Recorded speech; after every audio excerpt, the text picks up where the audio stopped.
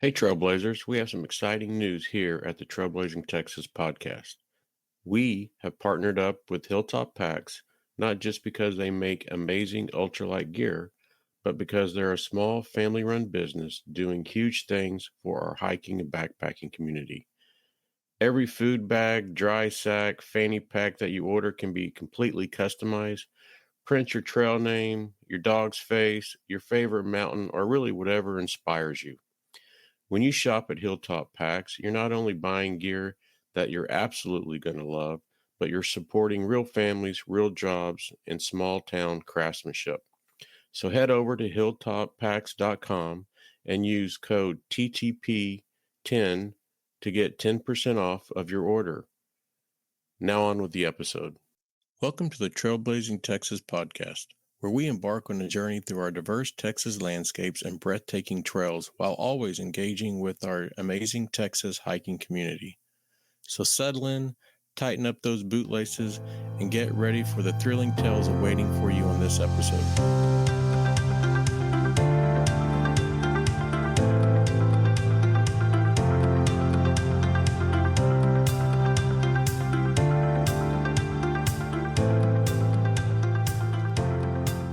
Welcome to the Trailblazing Texas Podcast. I'm your host, Jason, and today's guests are coming to us all the way from Enchanted Rock State Natural Area. We are honored today to have Assistant Superintendent Clair and Interpretive Ranger Hannah. Welcome to the podcast. Thank you, Jason. We're so excited to be here. So, as we kind of discussed a second ago, you are the second state natural area to come with a podcast. And you only missed being first by about 7 hours.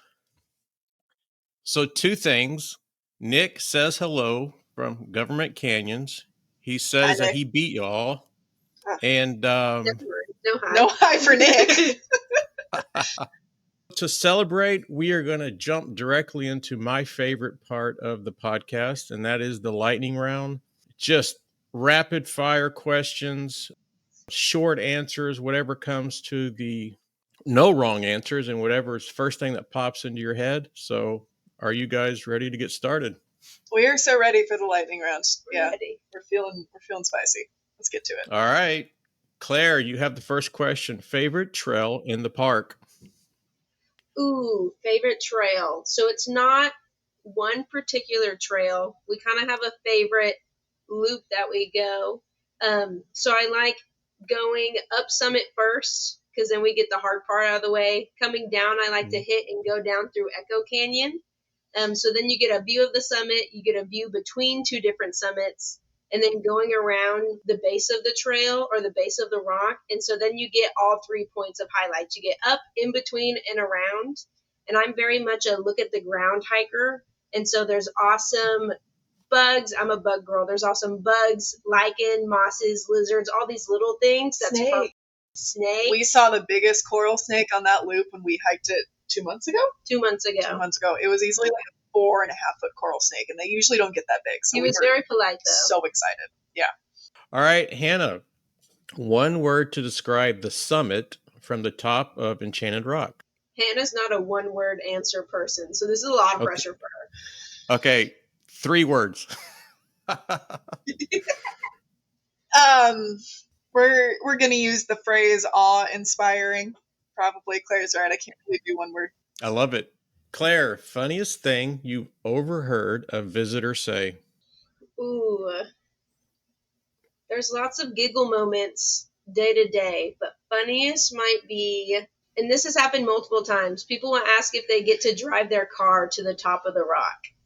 And sometimes I forget that common knowledge that no, you cannot drive your car to the top. That's serious. This is not like a funny inquiry. This is a straight from the heart visitor question. Yeah, we'll give directions to the parking lot, and they're like, we drive straight to the top. And I'm like, I have to bite my tongue like, no, you'll park and then hike up. Yep. And they're like, oh, okay, got it. Nice. Hannah, pick one. What's tougher to manage, the heat or the crowds? The crowds, definitely.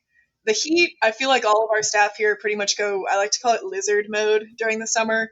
because we're out here every day, we get really acclimatized to it, and we can pretty much handle some nasty temperatures, especially prolonged exposure to them. We're also really great about hydrating and keeping each other safe, so reminding each other and checking in about whether or not it's getting too hot for us. The heat for us is good. Mm-hmm. Whenever we introduce the crowds to the heat, though, that's usually when things get a little bit nastier, right? And the crowds themselves can be really overwhelming, you know? We see about 300,000 visitors a year. Mm-hmm. We're a really small staff, so we end up encountering a lot of those visitors personally. And people can be very unhappy and unpleasant to you whenever it's their holiday weekend and they want to come into the park and they didn't know that you had to make reservations and you're the person standing between them and a family hike. Break away from the lightning round real quick, but that's really why I wanted to reach out to the state parks. And I want the listeners to not feel overwhelmed and to have a plan before they visit, whether it's timed entries, whether it's, how much water I need and all that sort of thing. So yeah, I definitely agree with that. Yep, I love that. Claire, I love this question. This is your last day at the park. Okay. Never to come back. What message would you leave behind for future park staff? This is something I've actually, not this setup particularly, but kind of a going away message or like a message to keep in mind I've thought about quite recently, actually. I think it would be to remind yourself as park staff that you live and breathe the park every day and guests do not. It's easy for us to get kind of pigeonholed in the fact of knowing all the rules, knowing the do's and don'ts, because we know this place like the back of our hand. And so it's easy sometimes to internally, because externally we're providing customer service, but internally it's easy to start to feel a little bit negative of if there's constant problems going on or rule breaking or whatever you might have at the park going on. But at the end of the day, our job is to make the experience as safe and enjoyable as possible. And it's easy to kind of harp on some of those specifics, which, yes, we have rules for a reason, but at the end of the day, if you keep those two main things in mind of safety and just having a good time and for our guests to be happy, it makes our jobs a lot less stressful, and then we can better serve our guests if we keep those at the forefront of our mind. So kind of taking time to pull out of our everyday pigeonhole and nitty gritty of details of park life and being able to enjoy it and remind yourself, we're at a park. Everyone's supposed to be here just to have fun and be safe. I love it. Hannah, what is your go-to hiking snack? Oh, I'm so glad you asked this question. Do I have one in my backpack right now? I think I do. All right. This is not just a hiking snack, okay? This is a shelf-stable work lunch. This is a protein boost. This is your saving grace at the end of an 8-hour day. So you're saying this is a way of life? This is a way of life. That's exactly what I'm saying, Jason. Thank you for seeing me. This is the HEB single-serving tuna packets. They come in flavors, and they're delicious. It's kind of gross. You can just squeeze them into your mouth like a Go-Gurt, essentially, so you don't need utensils. It's crazy protein. It's crazy sodium and electrolytes. There is nothing that will ever taste better than the dill pickle flavored HEB tuna packet on like a 7-hour hike. This is it. And it keeps in your backpack, which is great. This is always my trail snack. Mm-hmm. Yeah. And also my lunch. I've never tried that flavor, but I'm with you. Like my heaven on earth is the Guadalupe Mountains, and I even have the west facing ridge line. Yep. But yeah, it's backpacking and tuna packs. Yep. I am thinking of a Guadalupe mountain trip that I did with my partner. We made it almost to the top, and I was eating it like a little feral raccoon. And I was like, why does this taste so good? And he was like, because you've used up every available energy source. Like, absolutely. All right, Claire, coolest animal you've spotted at, and I saw in one of your emails, I think, Hannah, you called it E-Rock. So coolest animal you've spotted at E-Rock. Ooh. So I mentioned earlier that I'm a bug girl. And so I did spot, I don't know exactly, and Hannah might know. Do you remember that one day at maintenance off the tree, I plucked one of those jewel big scarab rainbow beetles. Yeah. Oh my gosh, Yeah, it was a beautiful beetle. She'll pull up a picture of it. It's a jeweled scarab beetle. And so a lot of times before I found like little green or rainbow beetles that are like the size of June bugs, but this was like a huge fella, like this big. Oh, She'll pull up a reference, but I just thought it was the coolest thing because it was just on one of our trees near our maintenance building. And so sometimes when we're back in our maintenance yard, it's easy to feel a little bit out of the park. So But the he's fact oh that we got wow. treated with him out of the public's view and it was like our own special little treat, I was super excited about that. Nice. Hannah, you're on top of E-Rock. Is it sunrise or sunset? it's sunrise every time. Yep. Sunset is good. I don't like the external time factor because we have to be off the rock by nightfall. If you're a visitor, you can't stay up on the rock all night. So I think it's a lot nicer to go in the mornings, especially because there's fewer people in the mornings and get to experience that for yourself without the pressure that you need to be down in like 5 minutes or whatever it is. Claire, one thing first timers, so park visitors, must know before arriving at E-Rock. There's a couple things I would love to say, but I'm going to have to go with reservations. So reservations are not required, but if you want to get in, you better have one. Better safe than sorry, especially during our busy seasons. So unlike a lot of parks, their busy seasons are during the summer when school's out. That is our slow season. And so fall, anything cool. Plus spring break is going to be our busy season, and we will sell out within the first hour or two of the day. Yeah. We try our best to accommodate and get people in and out of our property so people can enjoy it. But if they don't have a reservation, it puts staff in a really tough spot because, like Hannah mentioned earlier, we don't want to be the only thing standing between you and getting to go experience our property. Ultimately, it is sometimes that reservation or that pre-planning, like you mentioned, that stands between people and getting to enjoy their day. You know, and I would agree with you. I just think to the listeners, for me, in my opinion, it's a respectful thing. There's a process. Yeah, you don't always have to make it a reservation, but you should if you can. And, you know, it just makes everything go way more smooth. And let me tell you, I've been to an E-Rock one time. I'm 52, so I'm in my 50th birthday. My wife asked, what do you want to do? It's the big 50. And I don't want to have parties. And I like kind of just chilling with the family. And I said, well, it's funny you asked. I've planned an 18 state park trip that I think we can do it in 8 days. Yes. Woo! Yes. Oh, we did 15. It only cost me 2 hotels and 4 wineries, but you know, she was in, we made it happen. First off, E-Rock is beautiful, but also, yeah, if you're not there in the morning, you're not getting a parking spot, you're not getting in. So again, to the listeners, even if the park has 2 visitors a year, just make a reservation. It's just going to make everything go way smoother. Yeah, it streamlines it both on the park's end and on the visitor experience end, because then we'll be able to help them quicker than if we have to start at ground zero. Yeah. Yeah, I think Nick said in our episode this morning that he had someone count. If you don't have a reservation, it takes park staff like 17 or 20 clicks to get you checked in. And if you have a reservation, it only takes you like 2 clicks. So Yeah, that sounds accurate. that does sound accurate. yeah, so love your ranger and make a reservation. Gonna put that on. I was going to say a shirt. Yes. Hey, we can do it. We can do it. Hannah, what is one moment that reminded you why you love working at E-Rock? Ooh. Okay. So every year we have wildlife conservation hunts. So annually, our park will shut down 1 week a month from October to January. We do that for conservation reasons, right? We can't have overpopulations of white-tailed deer wandering the property, browsing everything they find.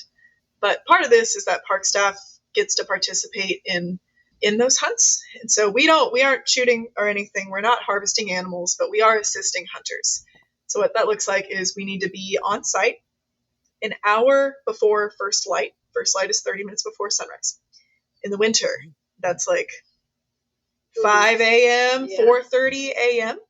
So we're here really, really early. We take the hunters out in UTVs a lot of the time. We drop them off at their blinds. We come back in, and then it's just quiet. So the park is completely shut down. There's no one here. And about, it's probably 20 minutes before, it's probably 10 minutes before first light. All at the same time, the birds start. They have this insane internal clock that tells them all at the same time we're up for the day. And it's not something you'd ever get to experience during a normal day at the park. Most of the time we're here 8 to 5, so we work normal office hours. But that was a really, really special moment. The first time I experienced that, I was with our lead ranger at the time. And I was like, we just dropped off the hunters. I was like, all right, Kent, let's get back to the office. Let's do some paperwork. And he was like, no, you're going to sit down for a second. And we sat down for a second. And I tried talking. And Kent was like, no, we're not talking either. It's 4:45 a.m. We're sitting.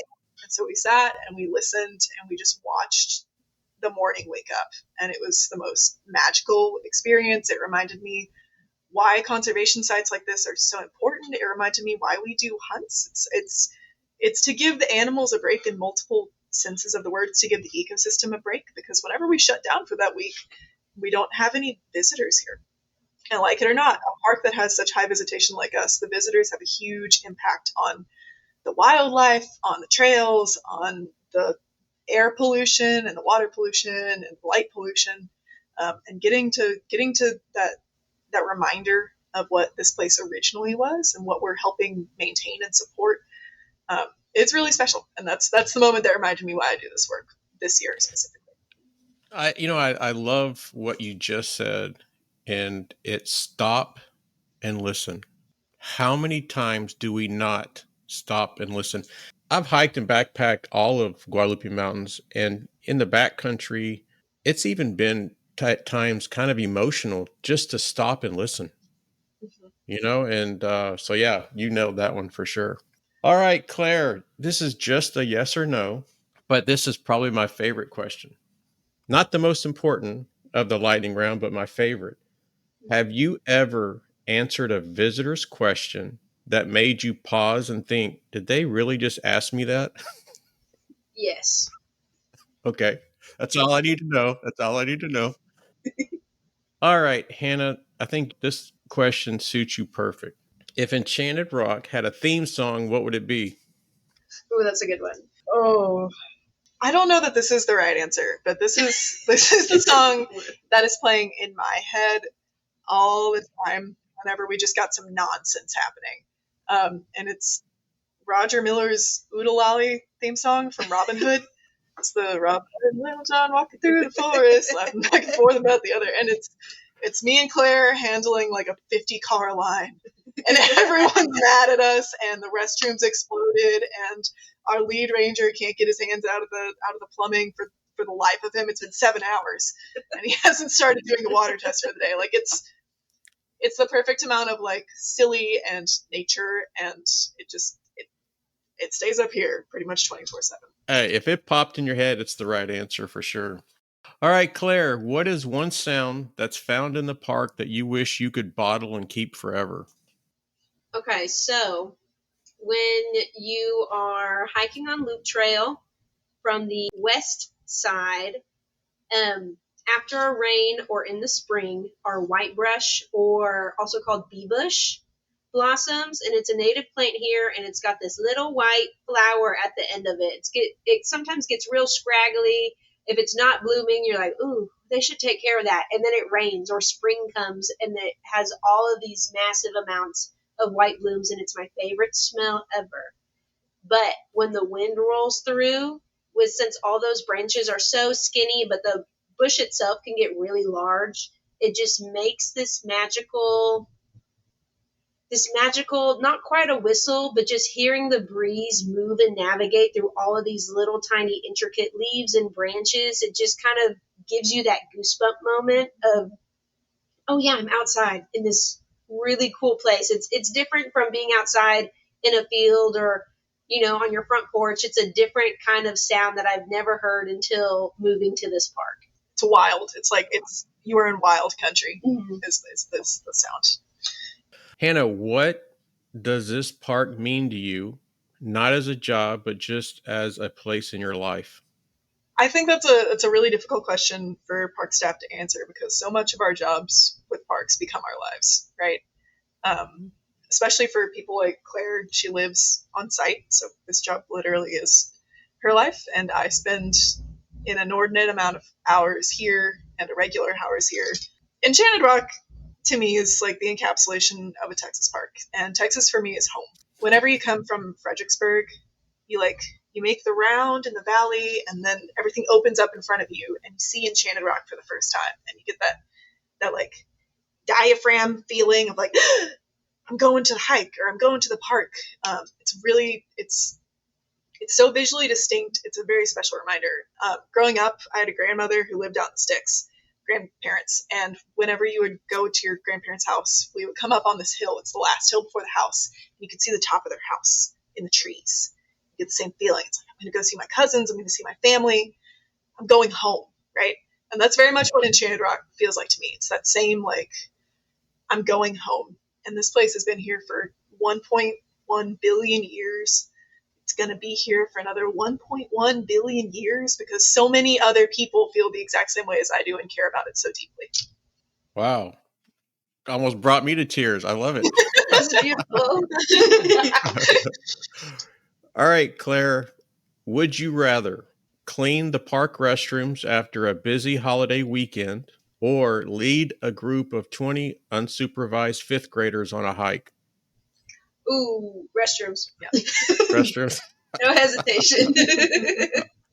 All right, this is the last question, most important question. And as I always say, this question is going to dictate and define how long and how we do the rest of the podcast. So this question's for each of you. Hannah, you can answer first, and then Claire, you can jump in right after her.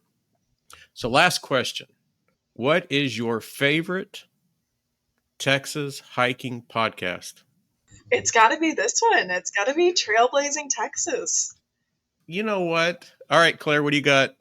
I think I'm going to also have to give it to Trailblazing Texas. Yeah, you heard it here first. Every guest has answered the same thing, and it just warms my heart that we're all in alignment. It's my favorite too. All right, so now we start to migrate to the real episode, and it's important for me that my listeners really get an understanding of who both of you are. And so, I think the first thing is, for both of you is how long, and anybody can jump in first, but how long have you worked for the Texas Parks and Wildlife? So I have worked for TPWD for 3 years as of July 21st. So fresh 3 years. And then I've been at this spot particularly for 7 months now. Okay. Hannah? I've been with Texas Parks and Wildlife for almost a year exactly. My first day with Enchanted Rock was August 1st of last year. And before that, I did a brief 3-month internship during 2021. But in total, it's been like a year and 3 months. So for both of you as well, what brought you to the park? I mean, you could probably have picked any park in Texas. For me, it's a little bit of a journey landing here. My first job within parks was as a customer service rep. And then I moved, and that was at Brazos Bend. And then I moved up to Huntsville State Park as their park operations trainee, which is a 3-year management training program. And so around 2 years, I was looking for jobs. I had interviews. I wasn't landing anything. And I was getting in the mode of, okay, obviously I need to buckle down, get some more time in the seat, get some more experience. And then this job opened up. And I was applying at other smaller areas before that I was excited about, but I was like, if these smaller areas, like if I'm not ready for it, not sure if I'm ready for this, like this is a beast of a park.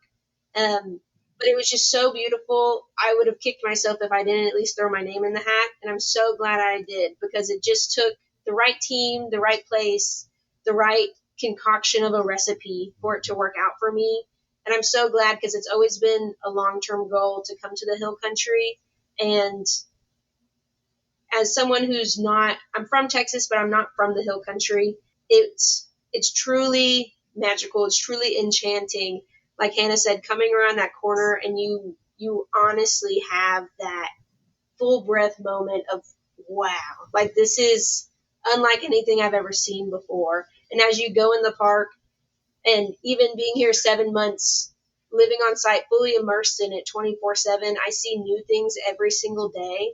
And so even though that's not what particularly drove me here in the first place, it keeps me here, and that's going to keep me here for a long time. Nice. Hannah? So I did grow up in the hill country. I grew up in Wimberley, which is a small town about 2 hours from here. So I grew up coming to Enchanted Rock and LBJ State Park and a lot of the hill country parks with my family, but also with school groups or camps.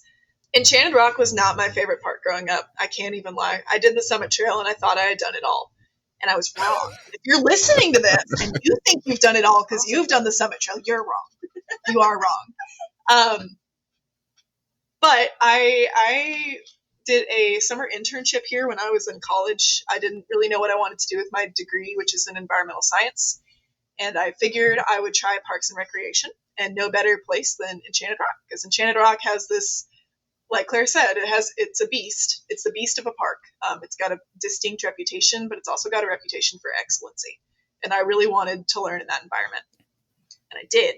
And then I graduated and I worked as a seasonal city park ranger for the city of Portland, Oregon, which is a vastly different rangering experience than rangering in a state park or a state natural area. And I got a lot of really valuable skills and tools out of that. The most important one being that I did not want to work in a city park anymore. So whenever this job opened up, it is my dream job. And I jumped on it and threw myself at the interview process with everything I had. And yeah, like Claire said, there are a lot of things that keep both of us here and will keep us here for a long time. So Claire, what does a typical day look like for you? And then Hannah, you're going to have that next question. A typical day looks like pivoting all day long. You can start with a plan. And even though being a park ranger, you have a set list of duties, you have certain things that you have to get done every day, certain things on a monthly basis, quarterly basis. But at the end of the day, no matter what you plan is never how it goes, for better or for worse, which honestly is my favorite part of the job, because I can come in, think I have a plan, and then 50 wrenches get thrown into the equation. And sometimes that's frustrating in the moment, but I feel like that really keeps things fresh during work. It keeps it exciting.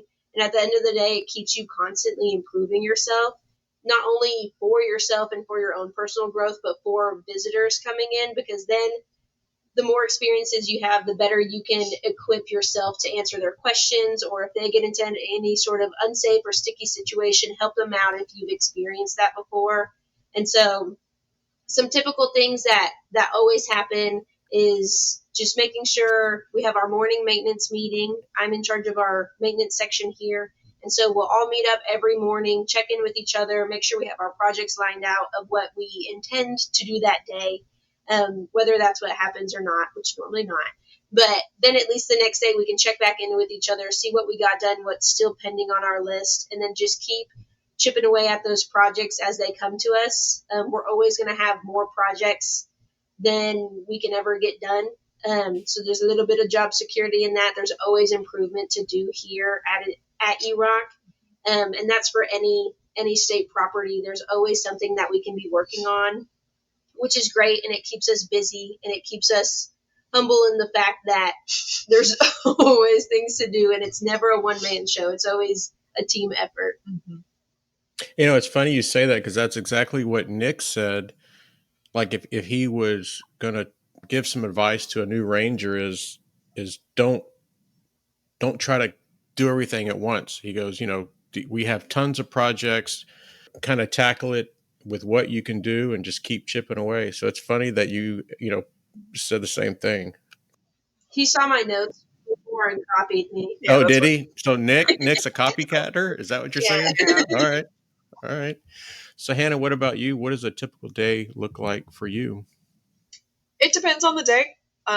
So because I'm the park interpreter, I'm responsible for all of the scheduled educational programs, guided hikes, community outreach, all of the public-facing friendly ranger stuff falls into my court. Most of our visitation falls on the weekends, and so a lot of my programming falls on the weekends as well. During the week, I try to support other teams as best that I can, if that's maintenance, if they need an extra person to go clean bathrooms, or if it's someone to cover the lunch shifts at the office. But it's also just a lot of computer time, scheduling and researching for my programs and developing new programs, communicating with other parts of our agency or with volunteers to help get set up. And then most recently, my weekday duties have included guided hikes on our new properties. So this is something that's only offered during the weekdays. It's offered once a month on each new property, which there are 3. And yeah, on the weekends, it's going to be programming. It's a lot of programming, and a lot of our programming is night sky centered. So I work a lot of nights. I usually come in at like 1 o'clock or 2 o'clock, fresh and ready to start the day, and then I'll work up until 10 or 11 during the summer months. And during winter and fall, that gets moved back as sunrise gets moved back. All right. So these next 2 questions are the last ones of this section, and I'm going to split them. So, Claire, what is one thing about your job that people might find surprising? At its core, it's a lot of people management, and it's a lot like everyone else's job. A lot of people think of park ranger and they think of Hannah. And there's only one Hannah at our park, and no one else is a Hannah here. Even though if it's a guest asking us a question, we all have to put on our Hannah hats, and we have to have that customer service and that knowledge and be equipped and ready to answer those questions and provide those experiences. But at the end of the day, I'm writing a lot of reports. I have a lot of meetings. I'm doing a lot of people management, a lot of interpersonal skills. Just as much as the public-facing visitors are our guest, our team itself is my guest that I'm serving every day. And so conceptually, it's a lot like a management job in any other sector. I'm just really lucky that I get to do it while surrounded by the rock and surrounded by my cute shiny bugs and surrounded by all these lizards and trees and really cool, amazing things. Because then when I have a stressful day or a stressful meeting or conversation, I can walk outside and I can have a breather and have that moment, whereas not everyone gets to enjoy that. And I didn't mean that to sound like I'm rubbing it in people's face, but I see that's how it came off a little bit. All right, Hannah, this is your question. What is the most rewarding part of your job at eRock? It's just going to be connecting with visitors. We are a very well-known park. We're the 5th most visited state park in Texas. And that means that we see a lot of first-time visitors who aren't used to hiking, aren't used to like going camping, aren't used to being outside in nature or seeing the stars or seeing snakes or lizards or bees. And it is really special to be the link between a visitor's first experience with something like that and the natural world. It's indescribable. Indescribable? Indescribable. I can't describe it, clearly. I'm lacking the words. Either way. But it's a really special feeling. It's so awesome to do night sky programs and have these big crowds and get to talk to kids or adults who have never seen the Milky Way in their lives. I had a phone call from a visitor last week, and she was worried because we were supposed to have rain. And so I was going to have to cancel our night sky program. She said, I want to see the Milky Way one more time before I die. And I tried to do it. But that's a big feeling, right? It's a big responsibility. But it's the responsibility of this park to provide that experience for the public. I can't imagine gratification that you all get when you see these experiences that people have that are, first timers. And I even think when I say E-Rock, I feel like I'm part of the team. So that's kind of a cool feeling. You are part of the team, Jason. Yeah. That's got to wash away any negativity that maybe you've encountered, experienced with people, being people. But yeah, that's it's pretty spectacular. So great answer for that one. So I know we've kind of talked about this a little bit, but I'd like to just devote a whole section just to the park and its background. So whoever wants to grab this question, it's up for grabs. We'll go rapid fire. All right, we're on it. We're warmed up. For someone who's never been to the park and they asked you, like, how would you describe E-Rock? How are you going to respond? I got it. She got it. Okay. I feel like I would respond with, it's a choose your own adventure. A lot of people come out here for the summit, which is great. I think everyone, if you're able to do it, at least do it once. There's no view like it in the hill country that's going to equate to being on top of the summit. But it's a choose your own adventure in the sense that there's a little bit for any type of outdoorsman that comes out here. And I would really like to challenge people to get outside of your comfort zone when it comes to what type of outdoorsman you are. For instance, I mentioned that I'm a look at the ground kind of hiker. If that's my typical day out, I might go hiking with Hannah or go hiking with our lead ranger to get their point of view, to kind of challenge. And then I get to see things that are different than I typically would notice. Because E-Rock has a lot to offer. And if you come here with the mindset of, I just want to go on summit, that's all you're going to see. And you're going to miss out on a lot of beauty that this part of Texas has to offer. So if you're willing to challenge yourself, there's a lot that the park will give you if you're willing to receive it. It's funny you say that because I feel the same way about the Guads. Everybody, Guadalupe Peak.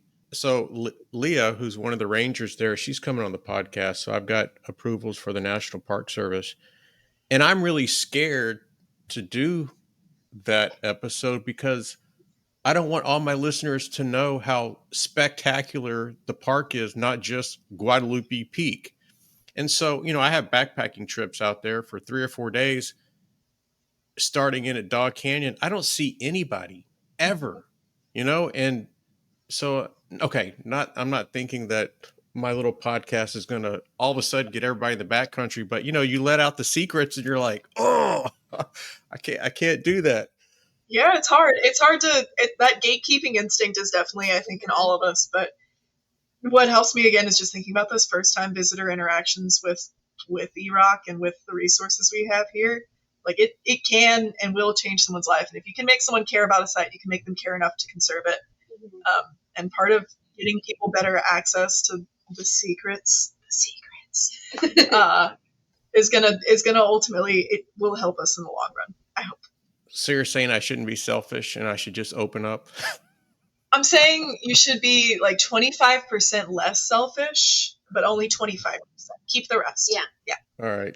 And I try to promote, there's 9 of the highest peaks in Texas are there, and there's more than but I don't let anybody know about the secrets of the park because I think people need to earn that. So, but all the other trails, and you got to find your own secrets. Yeah.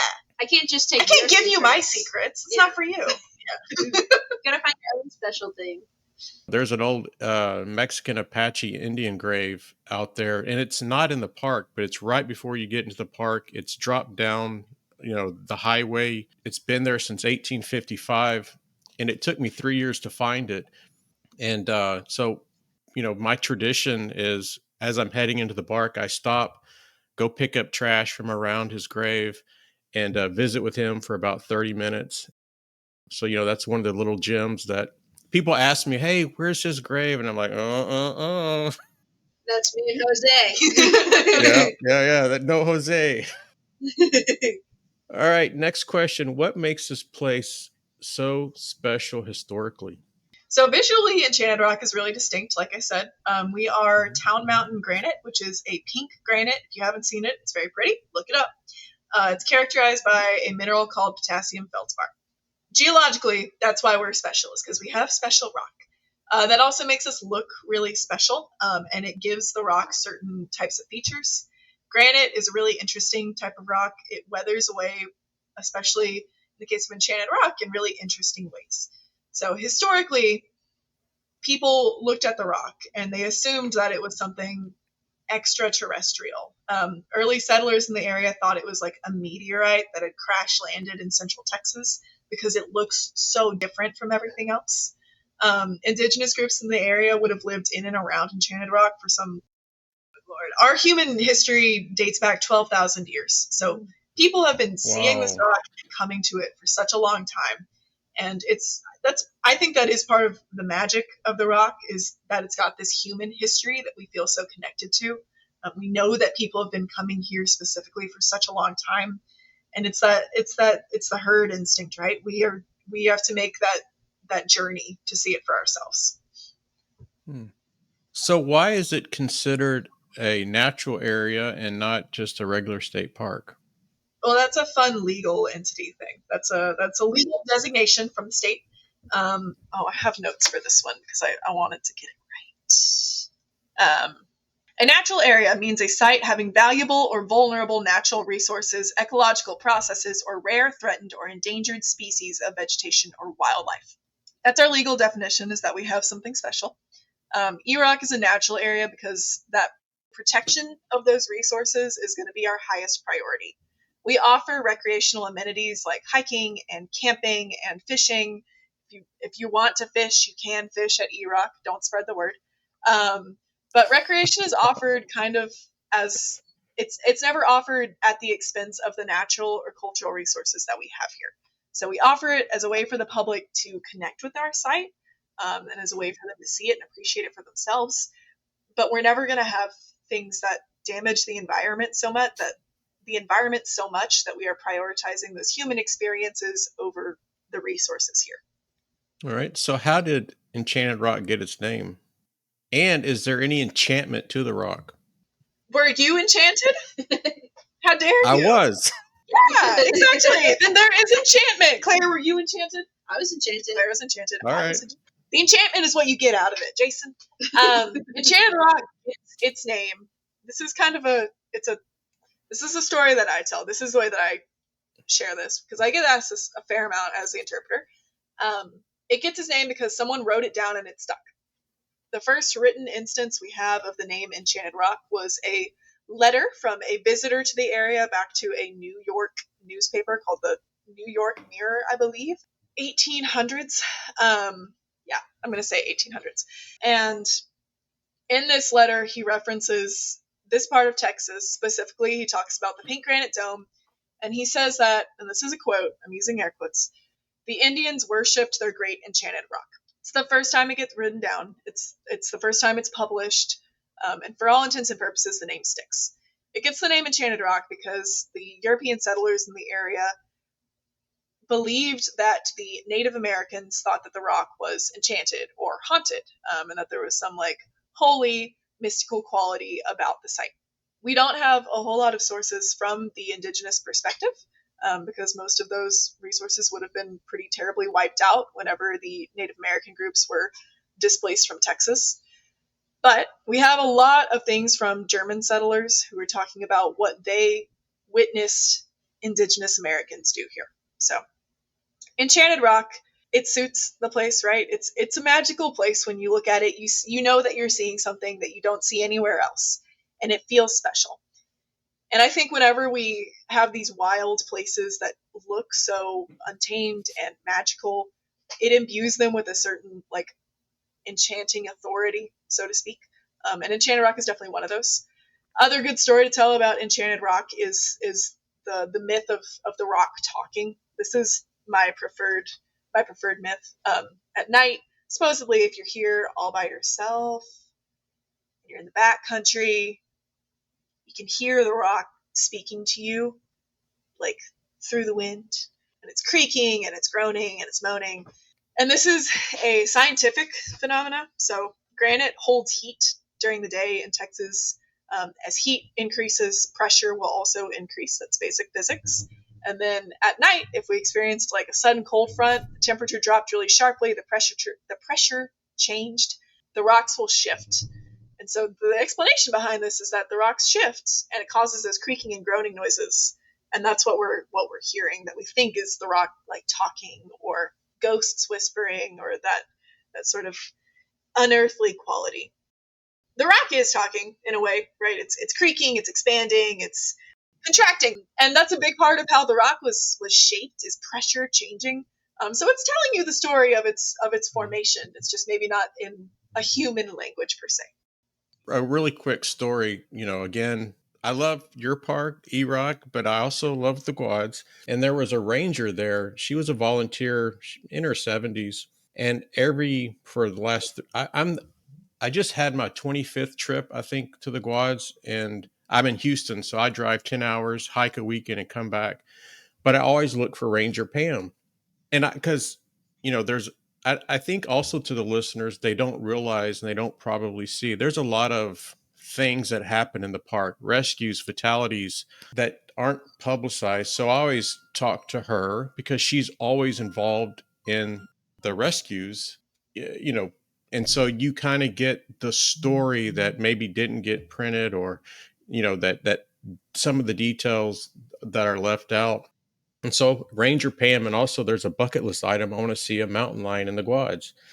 And so she sees them, and she just hiked the Guadalupe Peak for her 300th time. I don't know how many she ended up doing, but so she's now, I guess, officially retired. She just recently left the park. And so anyway, hey, Ranger Pam, and I always look for her and we talk. Anyway, she's talking to me about a rescue she had. I go, man, that sounds like that movie, and I can't remember the name. And she's like, Infinite Storm? And I'm like, yeah, Infinite Storm. So she grabs her name badge and she turns it where I could see it. I'm like, holy, you're Pam Bells? So the cool thing is, someone like her has dedicated their time to our national park, in Texas. So that movie is after a rescue that she had. Anyway, so I geeked out. I don't care about sports people or actors, but man, I was seeing away with me and Pam.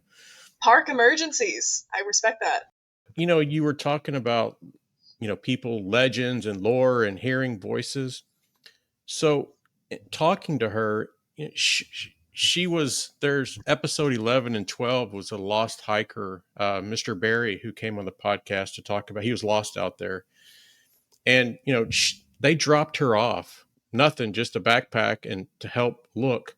And she said, she's walking to the trail and she kind of stops by Bush Mountain to kind of figure out, okay, which direction that she wants to head out. And, she hears footsteps behind her and she turns around, no one's there.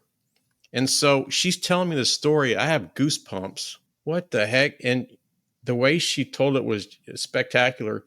And so she just turned around and said, all right, well, this is where I'm going to go. I'm going to go here, here, here. If you want to come with me, come on. So it's, some people you meet that they're just connected in a way that we probably can't even comprehend. But yeah, so she's an amazing person. And I think she headed back to Colorado to stay with her daughter for a bit, and then headed over back to, I think it's New Hampshire, where she's from, and actually where that rescue took place. But yeah, you got to check out the movie because that's Pam. I love that. I love a superstitious park staff member, because we are also deeply superstitious park staff members. So. All right, this is going to be a fun question, and I think we talked about it a little bit, and we got a laugh. And I don't remember if we were recording, but for first-time visitors, what do you think is the biggest misconception about arriving at the park? That it is literally going to be a walk in the park. The Summit Trail at Enchanted Rock is only 0.8 miles each way. Don't get me wrong, it's not very long, but you gain about 425 feet of elevation, and there is no shade. So, if you pull up to the park at 10 a.m. and it's... if it was like today, if it was August at 10 a.m., and you walk into headquarters, you have your tennis shoes on, you've got your athletic gear on maybe, and you have like a water bottle with you. You think that this is going to be like a real simple, like out and back, no big deal. You're pretty fit. You do this regularly, but like you're really an indoor gym rat. I'm painting too specific a picture here. I got to go broader. I'm sorry. Reel it in. It's not a walk in the park. It is a very strenuous trail. It is extremely exposed, and we do see a lot of search and the word that rhymes with fescues out here. We don't like to say the R word because we fear that it will incur one, but we call them SARS whenever that happens. So we see a lot of SARS here, and a lot of it is ill-prepared visitors who didn't bring the right attire or didn't bring the right amount of water or started hiking in the wrong part of the day. Enchanted Rock is very much a wild place, and you can very much still get hurt out here. And that is the biggest misconception, is that this is a sheltered area, I want to say. You are safe. We have very qualified staff here. We have a lot of SARS, so we're very well trained to respond to them. But we cannot always protect our visitors from themselves, unfortunately. I was going to say, when you first asked if you kind of were both buffering for a second, I was trying to find the words to say, kind of along the same lines of, this is not a normal park. This is, and people very much underestimate the Rock in the sense that if it feels a certain way when you get out of your car, it's going to feel worse on the Rock. That potassium feldspar, the mica is the black kind of more crystally component in our granite that reflects all of that sunshine right back at you. And so if you're halfway up the Rock and you're already feeling really hot, really tired, chances are you're not going to probably want to proceed all the way up and then all the way back down, because you will constantly be hot the entire time. And a lot of times, like Hannah was kind of alluding to, we have a lot of people, yes, ill-prepared, a lot of new people come out, so that makes sense, but we have a lot of people also who share that same sentiment of, I hike every weekend, or I do marathons, or all these experienced athletic people. Ooh, what was my favorite one recently? They didn't have any water with them, and I asked this group if they wouldn't mind taking up some water, because it was about 1 p.m. and this was this month, and they rolled their eyes at me and they went back and bought water and they left, and one of their group stayed behind, and he was like very confidently talking to another visitor, and he was like, well, they just climbed Everest, so they're gonna be fine, or like they were training for Everest or something like that. But just to say, yes, you can be really athletic and very prepared for outdoor adventures, but you can also not be prepared for Enchanted Rock. Those are two different ideas. It's incredibly hot. It's incredibly humid. Like Claire said, the granite is reflecting heat back at you. It's like being in a convection oven, essentially. On that note, I would also like to add that I would like people to take away from this section that if you think you might be too hot to go out to E-Rock, your dog is especially too hot to go out to E-Rock. Do not take your dog to E-Rock when it is 95 degrees or above, please. We have several pet stars. We bought some specific gear this year of kind of sheets of little ice packs for dogs to lay on to try to help. But even on our on our decomposed granite trail, the lower, not elevated trail that pets are allowed on, it's still that granite, just crushed up. And so it's still having all of those reflective properties. And so, one, it's really rough on your dog's paws. Another thing that people don't realize, and you wouldn't know unless you work here, this is just because we experience it all the time, even those flatter surfaces of granite that are throughout the trail, if it's blistering hot outside, those can actually severely damage, and I don't want to get too graphic, but it can split dogs' toe beans in half. It's just so hot.